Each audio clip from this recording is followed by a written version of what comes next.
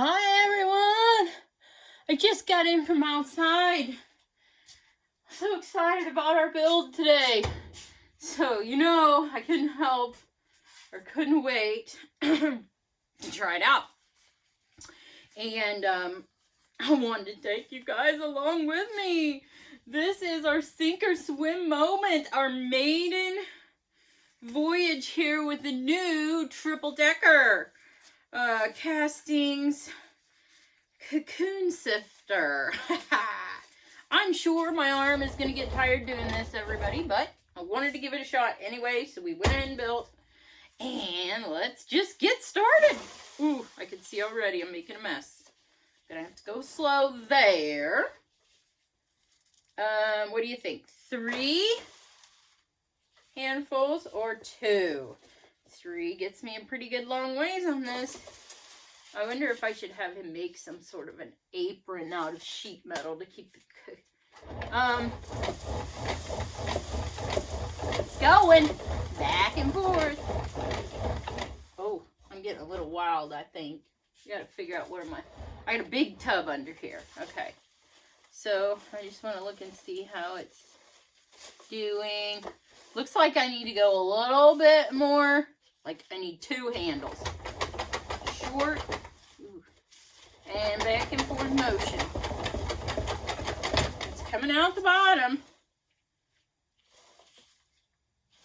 Does need a very vigorous motion. But I think we've got it all. I mean, the small particles, and this is all the overs. So what I think I may do is put a handle in the front and maybe a handle on the side. I can just lift it out, and then that overs goes to pan here on the side. And this is my, it's going to be a 1/8 sift on castings and cocoons out of here. I'm not seeing a whole lot of, gosh, though, these things could have already hatched already. So if I, is it going all right? What we thought we might try is down here on the tracks is put some roller coaster so that it kind of goes up and down too. Okay, this is going to be my nursery with the larger cocoons. Suppose I can do something like that, and then we'll just dump it in over here. Okay, let me see what the next thing looks like here. See this here? That one thing I did with this build on the tracking part below here, I recessed the bottom of this screen below the track so that I wouldn't be getting a bunch of crap coming out of the sifter and into the track. So there's that. Now this is the bottom screen with the looks like right about here is keeping it within range. This is the 1/12 screen sifter that I got, and so it should have all the cocoons left up in here in this one. So I'm feeling a need for double handles. This is not going to probably go with one hand. Could, but I feel that's vigorous enough. I think I've turned it enough. I think we've got anything that was going to fall through. I see a few cocoons, but it's not wild. But we're still on the first layer. Now let me think. This is going to be our nursery 2, which I'm going to call our drying rack. So I need to figure out where I'm putting all these things to make it run really smooth. So I'm not quite to that point yet. Need to get me another one of these little buggy wagons carts. I suppose I'll just take them over here for right now. Might get a little rolling table. What I'm going to do here to make this thing easier to pull out, I've already decided it's going to have 2 handles right here. And then that way I'm going to go ahead, and then it'll just have all this fall to the front. And then I'll just take it over here and dump it into my bin. I mean, I don't feel like we were full enough probably that we needed to dump yet, but I'm just trying out what's going to work the best. So now we put these little, we kind of bent them, tapered them outward so that when I go to put this on, it's not hard to find, you know, the brackets to put it back in there. And we have that for this larger one too, which, like I said, I think I'm going to put 2 handles on the sides and maybe one on the front so that I can either pick it up like this and dump, or pick it up with 2 and dump. I think this might be a little bit hard. Okay, well, there was one sift.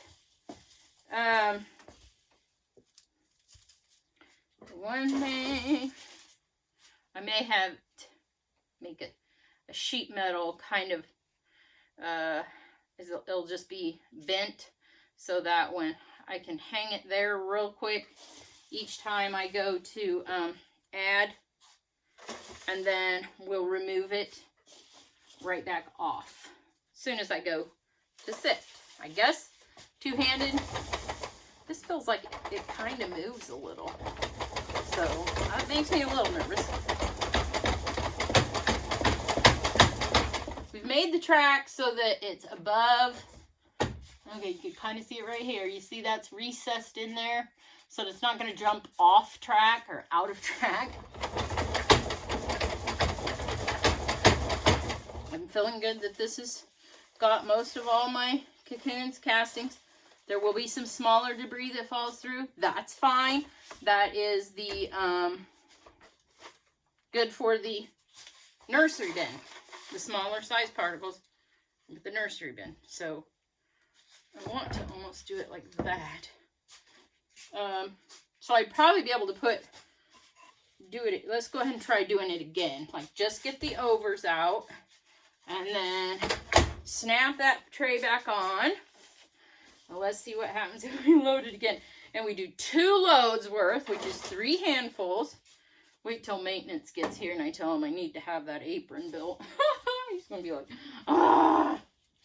All you have to do is measure a piece of sheet metal, the inside dimension of this, and then put a fold on it, and a couple folds, and then it'll just hang over the side. So when I put that up in there, I'm not going to get a bunch of debris falling. Can you see down over there? That's the top track of the bottom sifter.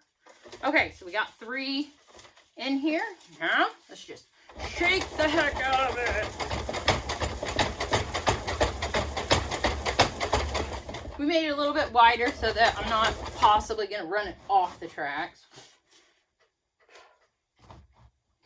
Maybe it would be better if I have this all the way forward. Yep. Just checking where my cocoon fall line is. Make sure I don't... Boy, that came out all pretty good, it looks like. Just checking. Looking good. Alright, this is going to the overs, which is right here next to me. So that fits right in one of those Lowe's or Menards. I don't know about the Menards. Masonry trays for this good shoe.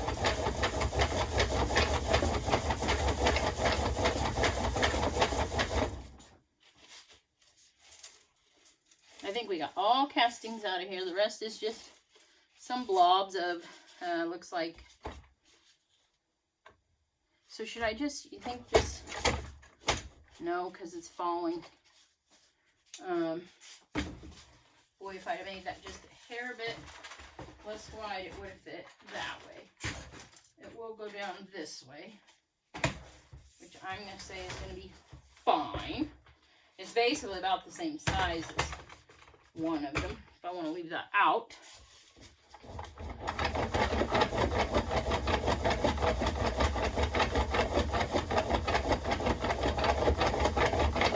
Looks like I'm getting a lot of cocoons and castings. So this is the one that's going to the drying bin. So we will see, you know, it is a little bit wet. But they do seem to be rolling pretty good. Out of here. So now this one, I can just kind of hit it like that a little bit to get them to scoot down. And for right now, I have to carry it all the way over here to the Menards bin for now. I'm getting a little bit of cocoons on the track. I think that's just going to be inevitable. I just got to see if this is better than, oh my gosh, it is already. I can tell you that. Using that round bucket system with the 3, I mean, that worked great, but I have a lot of casting. If you're not doing a whole lot, that's the ticket. Go ahead and start there. But if you've got several tanks to get through in a week's time, holy Moses. What is our time at right now? We're at 11 minutes, so I think that I will definitely... This bin actually feels like it's a little bit wet too, so I definitely feel like I will be able to sift a lot faster with this baby. This is 3 big, huge scoops. Woohoo! Even if I just do this right at first, maybe even help out a little. I don't know. It's gonna get filthy. Am I in? Yeah. It's gonna get filthy. I gotta just not fret over that. Castings are dirty. How are you thinking that's going? A few worms are gonna fall through, but I think I can just pick them out as I go. Good thing we put the stoppers on the front end. I'm getting wild here. Okay, overs. You can go on over here. Some of the worms, they've decided to go through the 1/4. That's fine. Got a lost few of them in here. Hey, why is there so many worms? 8th should have kept them out there, I thought. Maybe we just have a bunch of smaller worms today in this bin or something. Okay. Because I'm so far behind. Oh, look. Oh, there's babies in here. Yeah. Babies in here. This is going to the... Actually, yeah, this is a nursery, so... But I don't really want worms this big in a nursery, I don't think. This seems to have a lot more dirt in it, too. So I don't know what that is about. Whether it's just more wet or what's going on. Oh, well. I'm learning. That's what matters, right? I'm learning. Yeah, this gets to go to the nursery bin. Shake it one more time. Did I even shake it at all? Okay. These guys are done. There's a bunch of babies in here. A bunch of juveniles. So I thought I was going to look on there to show you what, when it was that I did, when I split this up. Okay. It was reset 2/19. Oh my. I don't even have the old calendar up there anymore. Oh, this gets to stay over here. And then this is going to get sifted. So this is going to be the ones that have to dry down a little more. And I could probably put a stopper down there and a stopper where I don't want to go too far so the castings fall out of the tank below. This is a 24 by 36 masonry tub from Menards, sitting under here. So it's getting full of the super finer castings from the 1/12 inch screening. These are the larger ones with the cocoons in here. But these are going to get dried down for 3 days. And then they will go to sift again. So here in a few days I've got some drying down. Now I can then show you all how that's going. I don't know if I should be banging like that, but gotta test it out.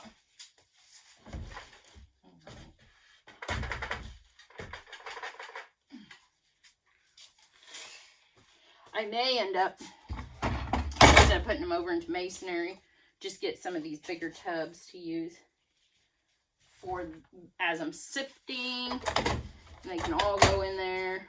They don't have to stay in the small. But this is just what you gotta do when you're worm farming, I guess. Bigger I get, maybe I'll get some of the trommels. If I continue. Not sure I'm going to. They're saying 3 years should be the max that I have to apply the microbes to the fields, so long as we don't do anything that actually kills them, or something like that. Bada boom, bada bing, everybody. Oh, where are we at? 16 minutes. Darn. So I'm not sure why this one is taking a while to sift, but it seems like maybe it's that I take a lot of time in the beginning to tell you about it, and that maybe the actual sifting hasn't taken quite that long. Oh, okay, so let's just get a lot of it to go down by doing that. But maybe that's what makes those worms go into the second one. I'm happy enough. If I reconstruct my program that I only have to sift 2 of these bins a day, that's going to be amazing. Because I can do that, and then I can still keep, let's see, 5 towers of breeders, worms, going. And then we'll have the nurseries, which I'll have to tend to a little bit each day.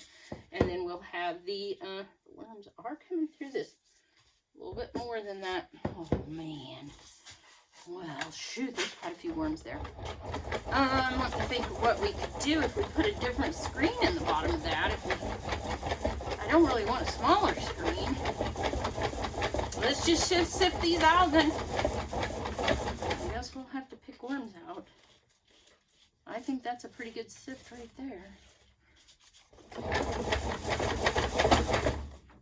Oh man, I gotta pick worms. I thought I wouldn't have to pick worms. I'll tell you what, there's nothing that beats that Megalodon. Megalodon is my outside sifter. We converted from it's a 1959 Fanning seed cleaner. We converted that to a soil sifter castings cocoon separator.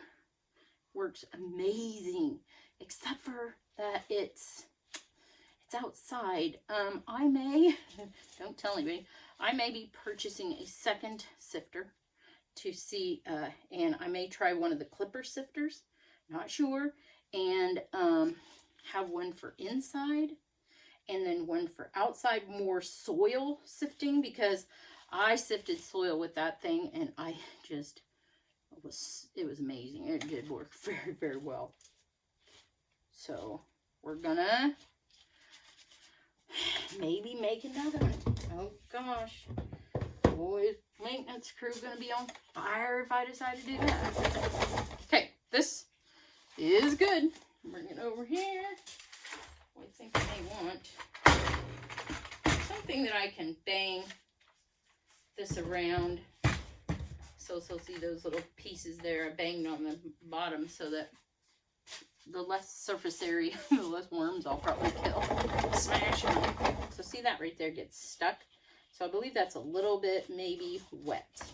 But we can move it around. Get most of the castings out. Just kind of flip it back and forth. This needs dried, I can tell. Happy with the amount of castings we're getting here out of this tub. And if I hurry, I'm going to show you guys just how many we got. But this is really pretty wet looking to me. This is going to go into the drying rack over there. Okay, I'll just hurry along. Since I already know this is going to be sifted again anyway. I'll just have to know that I'll have to just be a lot of sweeping in the wormery. Don't worry about it, it's dirt. It's good dirt too. Okay, so I think they stack on top of each other fairly quickly. Not having to mess around with that too much. Okay, we're getting to the bottom of the bin. So we can wrap this up hopefully in 20 minutes. Do a bin in 20 minutes. And I think once I get my act together and figure out a lot better soil, my substrate, moisture levels, where my substrate won't be so wet, I think we will do better. I'm just trying here. I'm just trying. But it does seem to be working real well. And so, win on this one for me. It's a little bit heavy. You probably wouldn't have to make the screens as big as we did. We're just kind of trying things out, you know. So, I'm gonna say, probably could have made them about half as deep, but we didn't want to build it and then be like, oh, we wish we'd have done it differently. I'm just not gonna say that I wish we had made it half, because I don't think that I wish that yet. And then we could always build one smaller and see how that, see all the worms, I think. Okay, we'll throw them there. And we'll get to a point where we can see what we have in the bottom tank after one more sift. If you guys can hang around for one more sift, you will see what we got out of this. These are wet, but they do seem to be sifting pretty good. I'm happy enough with that. I'm just picking that up. I'll go dump it.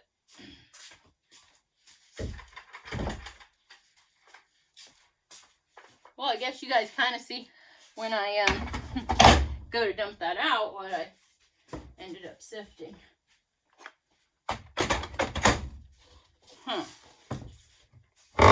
It's quite a workout.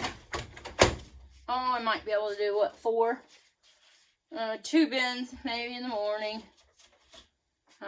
Maybe one in the afternoon. But in order to keep a system, I think I'm going to be looking at like 2. Gosh, this is so wet. So,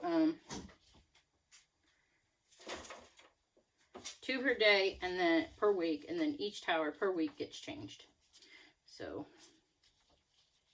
I just roll right on through per week.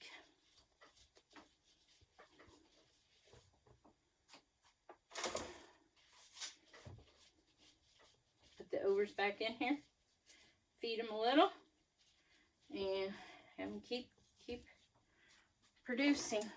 I don't know that these guys did produce a whole lot, though. I don't know if I reset these bins with enough breeders or not. I wasn't quite ready when I did that first one. I'm an amateur here.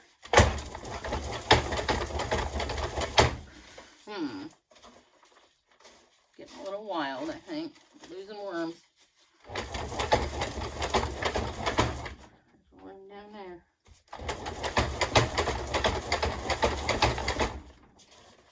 And that's okay. We don't have to get it all. You just gotta let them think there's no competition in the bin, so that they'll want to keep on laying eggs, and then give them some fresh food. I think that'll get them laying again. Oh, what a workout. You guys doing this? I don't think I'd be able to do it. I think I'm going to have to get nice trommels going. If I end up liking what I'm doing here, I sure will. Okay.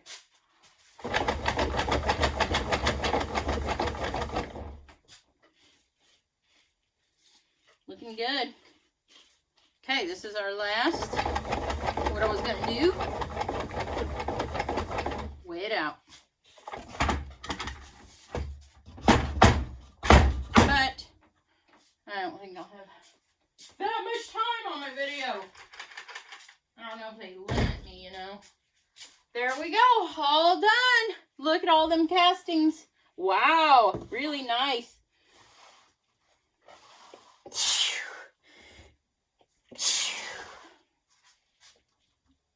Beautiful. Okay, now I could probably just spray those with the mosquito bites. That is a bacteria, so I am not afraid to use it. It's a predator-prey interaction within the soil food web. So for now, I'm going to try it out. Thanks for stopping by, guys.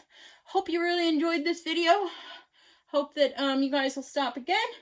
Make yourself a permanent fixture here at the Carbon Flip, and we will continue to progress and update you on how things are going with converting the conventional farm into a microbial farm where we will be producing food with the biologically complete soil for a nutrient-rich product.